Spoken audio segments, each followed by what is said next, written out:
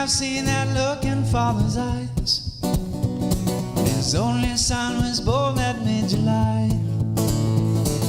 Year was 1895. Baby boxing boy, a father boxing's prize, Mr. Delaware. His fate is not your own, but you don't care. The king is in his throne, and now his prince is there to carry on his title, Mr. Delaware. Oh, Mr. Delaware.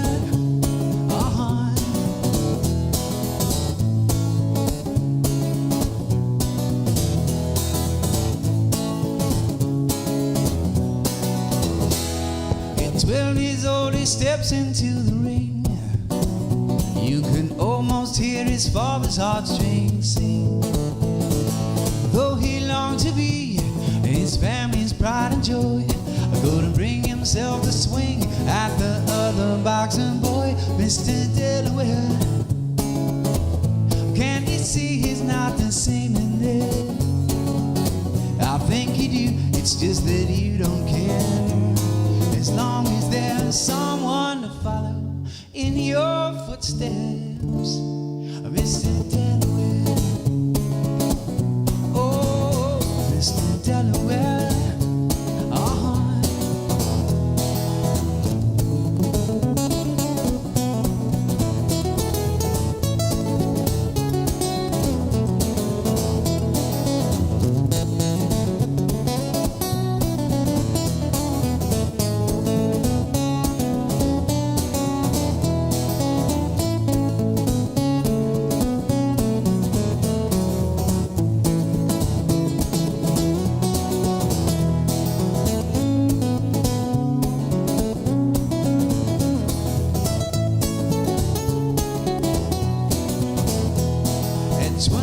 He lost his 100th fight. It was the first time that he saw his father cry. The night he left the ring and left his home, they'd be better off without, he'd be better off alone, Mr. Delaware. Beatings, you took your share. Defeated everywhere, and no one there knows what you Mr. Delaware.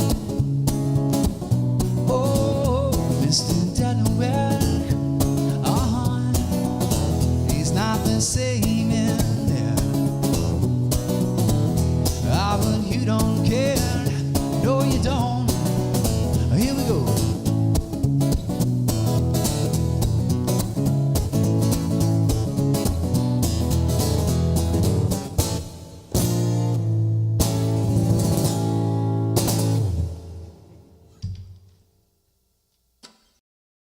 So, Dean, where's your intent at channeling these words when you sat down to write this music?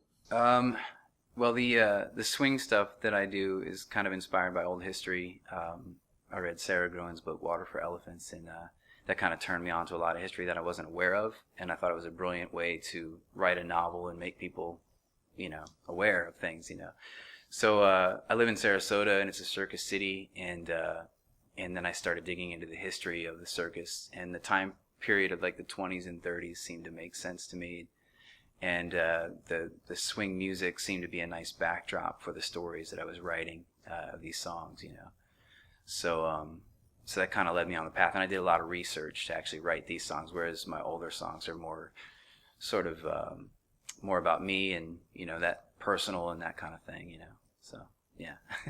Where's your inspiration come from? Like, what are some of the musicians you listen to? Music-wise, I'm kind of all over the place.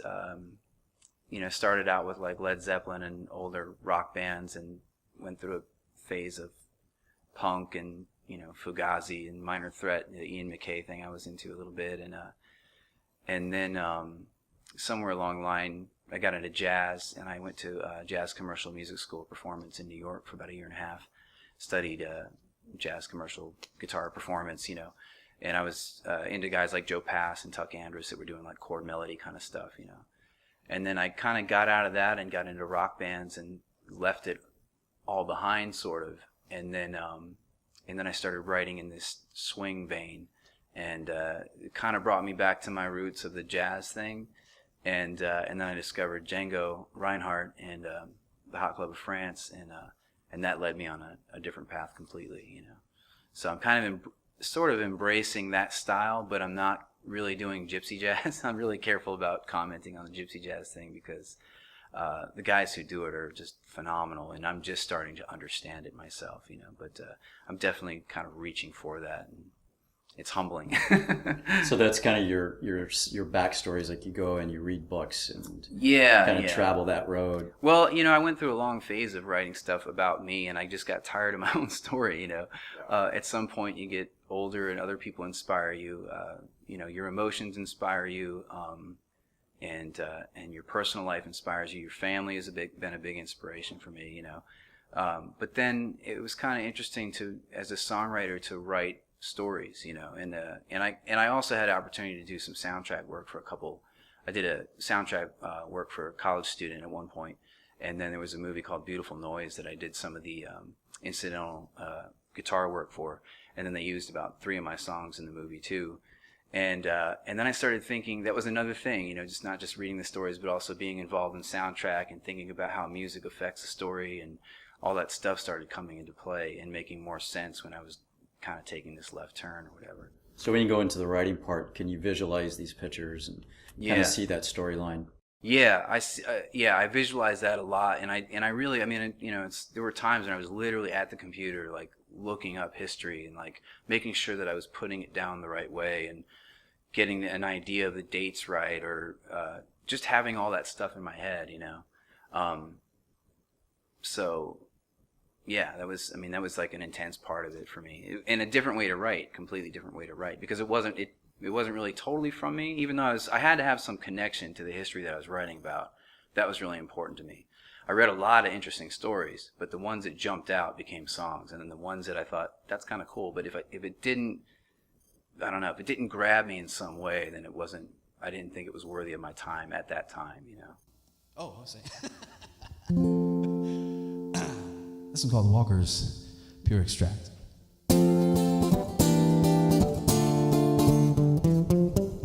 Walker's Pure Extract. Our island ginger will give you back what you like, and it's the only cure you need. We'll have you stepping like a steed. If you're not happy, bring it back. Walker's Pure Extract.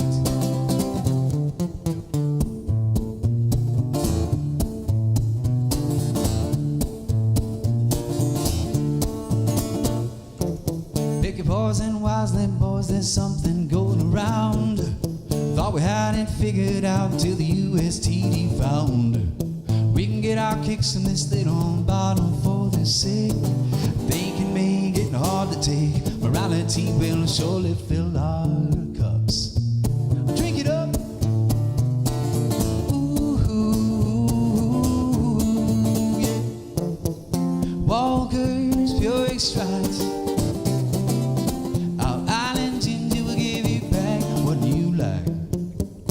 It's the only cure you need. We'll have you stepping like a steed. If you're not happy, bring it back. Walker's Pure Extract.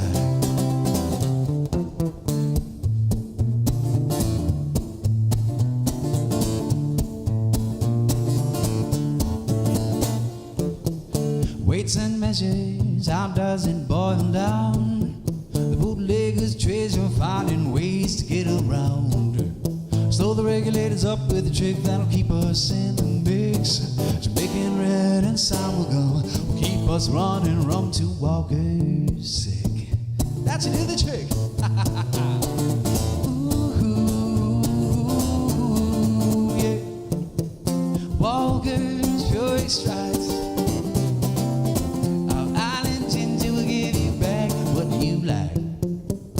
It's the only cure you need. We'll have you stepping like a steed. If you're not happy, bring it back. Walker's Pure Extract.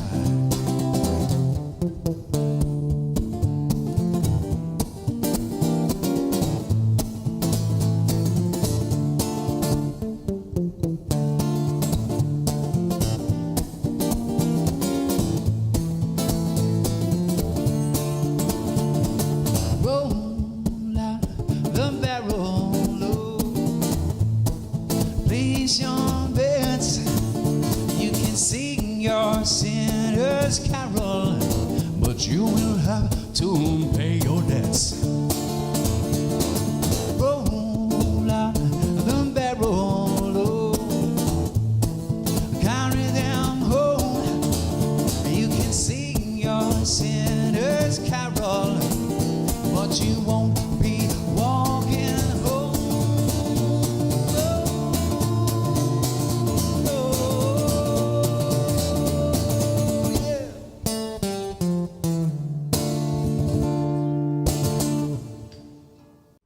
Are most of your songs that you write, are they based on true stories that you researched or looked up? Yeah, I mean, to a certain extent. There's a lot of truth and history in those tunes. There's some tune like Mr. Delaware is one of those tunes where it was a made up thing, but it was a real thing to me. You know, and like I'm in that story. My family's in that story. It was inspired by maybe like a 2-minute clip of a guy dancing around with a kangaroo, and that this whole story shot out. You know, but it was personal to me in a way of like. That song is more about like how parents sometimes force their kids to be what they wanted to be or who they are, and I was going through that with my son. I thought maybe I'm pushing him that way, and I need to back off. And so I learned a lesson in that process from writing that song, and that song became it's kind of my song, like in a way, like it's about me, you know, and it's about how parents can be disappointed in their kids and not support them, you know, and. So I don't know. I learned a lot about that and a lot about myself. Yeah, that was kind of my next question I was going to ask you. Like, Yeah. how has music shaped your life? Yeah. Where is it taking you in your direction? It's kind of taken me all over, really. I think once I embraced music as a full-time thing, it kind of started teaching me everything about life that I needed to learn. You know, it's taught me a lot about myself. It's kind of inspired me in ways of dealing with grief.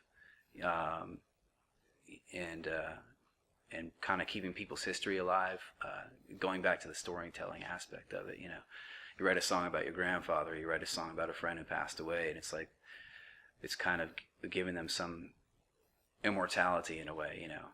And then the other thing that music has done for me is I've always been thrilled with the idea that you can write a song in your basement or your garage or in your bedroom, and then you put it down on a record, and then you send that to somebody in another state, and they like it enough to say, yeah, come play, I like that song, come play. So it literally takes you to other places, yeah. And I think that's why I like touring so much too, because I love that idea that the music is literally like paving the way to these different places and meeting different people that I hadn't met before, seeing different things, you know, that kind of thing. What advice would you give an artist that was just starting out in this business? Be ready to work really hard at everything. You know what I mean? It's kind of everything is a full-time job. You know, whether you're a guitar player, a singer, a songwriter, you become a booker and a promoter and you become all those things, because ultimately I think these days you really have to rely on yourself to make things happen. You know. So it's just it's a business. It's a full, you know, it's your own business, and it's 24/7, you know, all the time. But it's probably the best thing you'll ever do if it's something that you really love. Everything that people love to do has some work aspect to it. You know? That's right. So you know, you have to just kind of embrace that. You know, it's like that old saying about the what is it? The best day of work still beats the worst day of fishing, or something like that. I think it's reversed.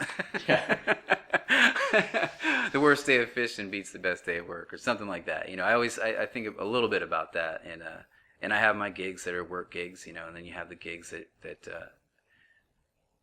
kind of get you to that like peak experience where you lose track of time and you're overwhelmed with the response, and you can ride on that for a long time, and it makes everything that you've done up until that point worth every bit of sweat and blood and everything else, and frustration, all that, you know.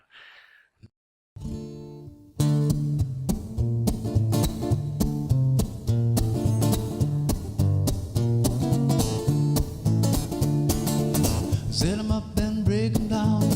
The greatest show around is in and out of town tonight.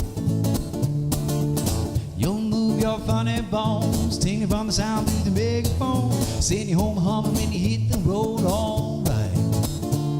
Red-eyed, good night.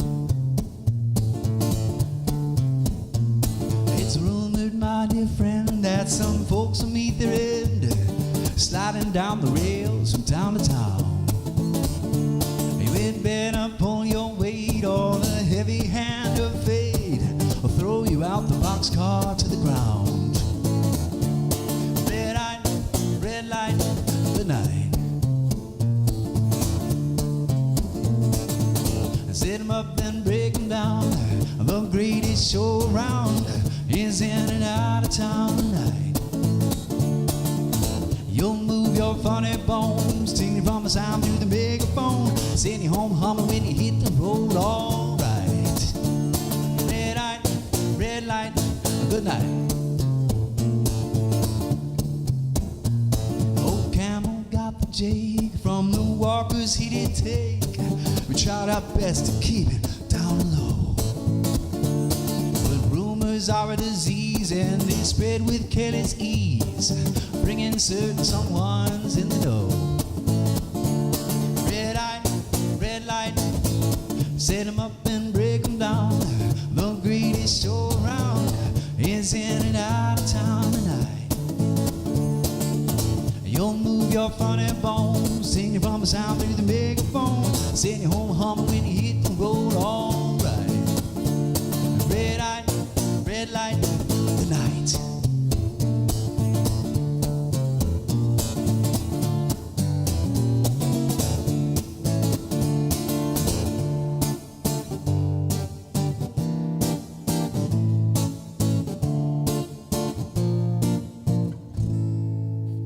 Old Topsy got the juice from a madman on the loose, a shocking truth the wizard used to prove a petty point.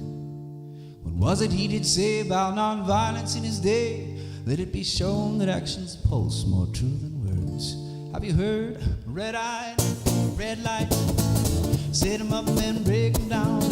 The greatest show around is in and out of town tonight. You'll move your funny bones, singing from a sound through the megaphone, send you home humming when you hit the road. All right. Red light, good night. Red light, good night. Red light, good night.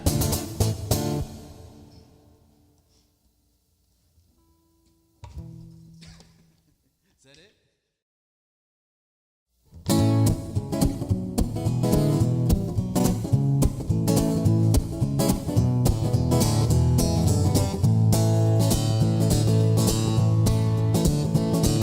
Should have seen that look in Father's eyes.